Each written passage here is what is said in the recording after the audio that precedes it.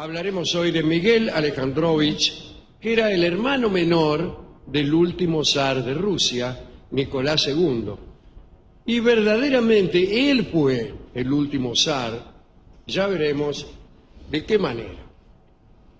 Al producirse la declaración de guerra a Alemania en agosto de 1914, los partidos de la oposición en Rusia, excepto los mencheviques y bolcheviques, es decir, la mayoría y la minoría, se declararon dispuestos a dejar de lado disputas internas y prestar su apoyo al zar Nicolás.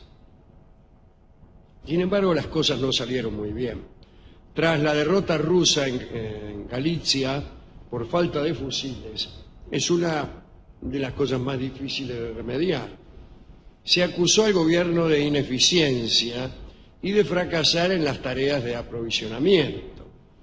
La situación se agravó cuando, en septiembre de 1915, el zar decidió asumir personalmente el mando del ejército y dejó como gobernadora a la emperatriz Alexandra Feodorovna, de quien hemos hablado muchas veces aquí, ¿no? Recuerden ustedes que Alexandra, la zarina, se encontraba, como sabemos, bajo el dominio espiritual de Rasputín, el monje, y solo se dedicaba a prácticas supersticiosas, en verdad, para ver si podía salvar a su hijo, el zarevich Alexis, que estaba muy enfermo. Bueno, el gobierno en manos de Feodorovna cayó en completo desprestigio. Por otra parte, Nicolás II tampoco era un buen militar, pues no conocía mucho de estrategia, ni mucho ni poco. Tampoco se lo conocía por un gran valor personal. Así las cosas, Rasputín fue asesinado en marzo del 17, hemos contado aquí alguna vez cuánto trabajo les dio matarlo. Bueno, después de la muerte de Rasputín, estallaron huelgas y disturbios en Petrogrado y hubo amotinamientos de tropas. El ministro de Exterior, Pablo Miliukov, creyó que la única forma de salvar a la monarquía era la abdicación del zar Nicolás. La única manera incluso de conservar otra autoridad también zarista era esa, es que el zar abdicara en otra persona, su hijo, lo que sea. O sea, el sucesor de Nicolás sería, pensó el ministro, el zarevich Alexis. Pero Alexis tenía 12 años y tendría como regente a su tío, el duque Miguel Alejandrovich, que era hermano de Nicolás. Así que se redactó un documento para que lo firmara el zar. Nicolás II, el zar, estaba en Pskov, así se llama, su cuartel general.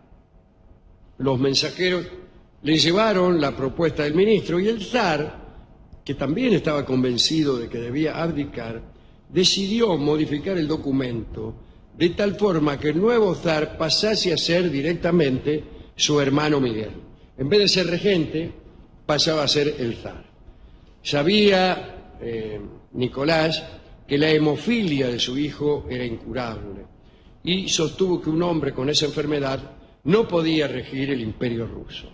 Tenemos aquí la carta que dictó Nicolás II. El original estaba. Efectivamente, el original. Dice, nos la trajo nuestro espía en Rusia. Dice, no queriendo separarnos de nuestro amado hijo, legamos al gran duque Miguel nuestra herencia y lo bendecimos con su advenimiento al Estado ruso. Ya está. Firmado Nicolás, 15 de marzo de 1917. Ahora bien, este hermano del zar, Miguel Alejandrovich, era un dandy que no estaba enterado en absoluto de lo que le había tocado. Vivía en Cannes, ahí en la Costa Azul, ahí vivía. Siempre había estado alejado de las preocupaciones políticas, no estaba al tanto del lío que había en Rusia, pero recibió una comunicación que decía, che, sos zar. Sí, dijo, no sabía nada lo que pasaba en Rusia, pero no le pareció Gran cosa. tan mal ser zar. Dice, ¿qué va a hacer? Puede ser que haya sentido alguna satisfacción, porque en 1911 su propio hermano lo había exiliado de Rusia. Fue por lo siguiente. Parece que sin solicitar permiso al zar, Miguel se había casado con Natalia Sergeyevna, una burguesa divorciada 2 veces. Hubo una especie de escándalo. La emperatriz Alexandra se puso furiosa. Ella fue la que obligó a Nicolás a echar a su hermano. Echalo, le dice. Así Bueno. nomás. Y Nicolás lo echó, y allá en su desgracia, se fue a vivir a Cannes, donde vivía como un bacán. Sí. Vivía con su esposa, naturalmente, con la burguesa adinerada. En 1913 tuvieron un hijo, Jorge Romanov, argentino seguramente. Se parece. Lo cierto es que cuando aceptó instalarse en el trono, regresó a Rusia. Dejó la casa que tenía ahí, polenta, en Cannes, y se fue a Rusia. No era un buen momento para hacer zar. No era. En el gobierno todos esperaban grandes aclamaciones de la gente, pero se equivocaron. El pueblo ya no quería ningún Romanov. Las rebeliones y los amontinamientos continuaron. Los hombres de la Duma, esa especie de cámara de diputados que había, hicieron discursos indignados. Y al día siguiente de asumir, Miguel Alexandrovich tuvo que abdicar. Asumió, al otro día abdicó. Duró un día como zar. Pero lo peor del caso es que no pudo volver a Cannes. Quedó atrapado en la maquinaria gubernamental, Claro, sin poder rajar de Rusia. Se retiró a una resistencia y después a una residencia, no una resistencia. Pero después del levantamiento definitivo en octubre, fue deportado a Perm, pero no fue fusilado como el resto de la familia. En verdad desapareció para siempre. Nadie volvió a verlo después del 13 de junio de 1918. Nunca más se supo de él. Es posible que fuera asesinado y enterrado en algún lugar desconocido. Ahora bien, en 1928, 10 años después, un impostor que decía ser el último zar, Miguel Alexandrovich, apareció en la región de Poltova, en Ucrania, y en poco tiempo consiguió que los campesinos lo creyeran el verdadero zar.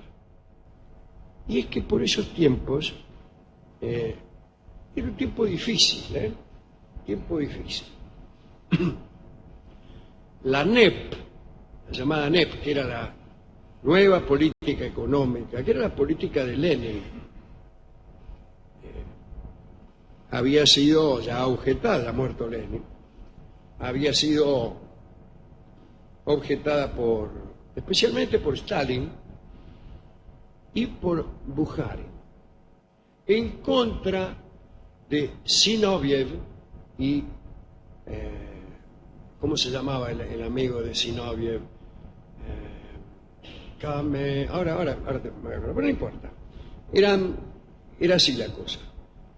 Zinoviev y el otro, Kamenev, estaban a favor de la nueva política económica, que era en realidad la vieja, era la de Claro. Lenin. Y Stalin quería derogarla junto con su aliado Bukharin. Aliado que después sería su enemigo, tanto que 10 años después Bukharin terminó sí. asesinado por Stalin, mejor dicho, ajusticiado por un juicio, etc. Como todos los que estaban alrededor de Sí, como Stalin, estaban ¿no? los que estaban Sí, alrededor. sí. El caso es que eran momentos muy, muy difíciles, porque calcularon mal Bukharin y Stalin, hubo hambrunas, un momento muy, muy difícil. Todos los opositores, empezando por Zinoviev, Kamenev, ya Trotsky en decadencia, estaban buscando ver si hacían pie para oponerse a Stalin, cuyo crecimiento y su designación como único secretario y como líder, si bien ya lo era, pero todavía no, en realidad nunca lo fue oficialmente. Pero bueno. Pero todo eso estaba en riesgo. Y justo aparece este tipo. Justo aparece este tipo en Ucrania, que es un lugar de hambrunas también. Y logró gestar un movimiento monárquico que tuvo muchos seguidores. Los campesinos lo escondían a este impostor en sus casas, se turnaban para cambiarlo de lugar, y en Moscú las autoridades avisadas habían enviado emisarios para detenerlo. Aún así, en secreto y de noche, llegaban personas de toda la región para saludarlo al tipo este y prestarle acatamiento en sus sucesivos refugios. Bueno, finalmente la policía lo encontró y lo fusilaron a él y a un centenar de sus partidarios. Lo curioso es que las autoridades dijeron que el muerto era, efectivamente, el duque Miguel, que había escapado de Perm hacía 10 años. La verdad es que en los últimos momentos el impostor juró que era un pobre diablo, que nada tenía que ver con los Romanov, pero los captores, con toda astucia, se hicieron los crédulos. Claro. Fue una resolución terrible, pero estratégica. De este modo, ejecutado el duque Miguel, se sepultó la posibilidad de que aparecieran nuevos duques Miguel. Y chau la restauración zarista y todo lo que... Todo, chau. Es decir, si se resolvía que este no era, es que el verdadero andaba por ahí y podía aparecer en cualquier momento. Así que dijeron con esa tremenda astucia, usted es. No, mire que no soy, es. Y lo fusilaron. Bueno, no supimos nada más, ni del verdadero ni de otros falsos Migueles Romanov. Esta fue la triste historia de que verdaderamente fue el último zar de Rusia. No Nicolás II. Por un día, pero fue el último. Un día solo le duró. Mal negocio hizo este pobre hombre que vivía en Cannes, tranquilamente en compañía de una burguesa adinerada, y corrió para pagar con su vida ese solo día de príncipe que vivió. Así que, bueno, ahí está. También es una historia bastante parecida, aunque más simple, a la de Alex, la princesa alemana, la nieta de la reina Victoria, que se casó con el zar Nicolás II y que fue precisamente Alexandra Fyodorovna, la mujer que también pagó con la vida ese casamiento. ¿Quién le mandaba? ¿Para qué ir a Estaba casa? ahí tranquila en ¿Qué la te vas a corte ir a Rusia? de Isabel de Inglaterra, rascándose todo el día. Sí. A Rusia, a casarse con Nicolás II, un tipo ahí medio raro, y se comió el Los garrón que bolcheviques. se comió. Así que vamos a dedicar esto a la mujer de Miguel, a la burguesa. adinerada. Y la mina se quedó allá en Cannes, ¿no fue? La mina creo que se quedó allá, Ahí. no vino. La vio venir, dice, mira, Sí. anda vos, Miguel. Me parece que se viene una revolución. Anda vos, Miguel, que acá se viene un comunismo, dijo. Sí, dijo. Ahí sí lo vio venir. Ahí sí fue el surdaje. Y bueno. Y también a los campesinos que fueron a buscarlo al impostor y le llevaban mate a la noche. En Ucrania se toma mucho mate. ¿Se toma mate en Ucrania? Sí. El ucraniano toma mucho mate. Me dijo mi amigo Dimitri, aquel que tocaba el cello, Sí. que en verdad en Ucrania se toma mate y que lo que dicen aquí es mentira. Sí, se toma vodka, otras cosas. No, acá les dicen que en otros lugares tienen otras costumbres. No, mentira, en todas partes del mundo se toma mate. El mate no es algo argentino, sino algo internacional que está en todas partes. A nosotros nos convencieron de que hay algo nacional en el mate, nada más que para insuflarnos un falso orgullo. ¿Cómo puede ser, señor? Pero en realidad hay mate en todas partes. Te vas al Japón, ¿Toma mate? los japoneses lo toman caliente, muy caliente. Por eso La caricia. la expresión que tienen con las bombillas fruncen. No se le tapa mucho la bombilla al japonés, Claro. porque frunce mucho, pero agujero muy chiquito tenían la bombilla La japonesa. Bueno. En Ucrania lo tienen que servir caliente porque si no, Hace tanto frío que... hace tanto frío que en 20 segundos chupás y es hielo el mate. Sí. No sale nada por la bombilla, ¿no? Por más que chupar, no, hay que tomarlo rápido, ¿no? Hirviendo. Casi Bueno. hacen el famoso mate de vapor. ¿Hay mate de vapor? Que Mate se de hace- Y sale un vapor y te sale por las orejas. Y va, listo.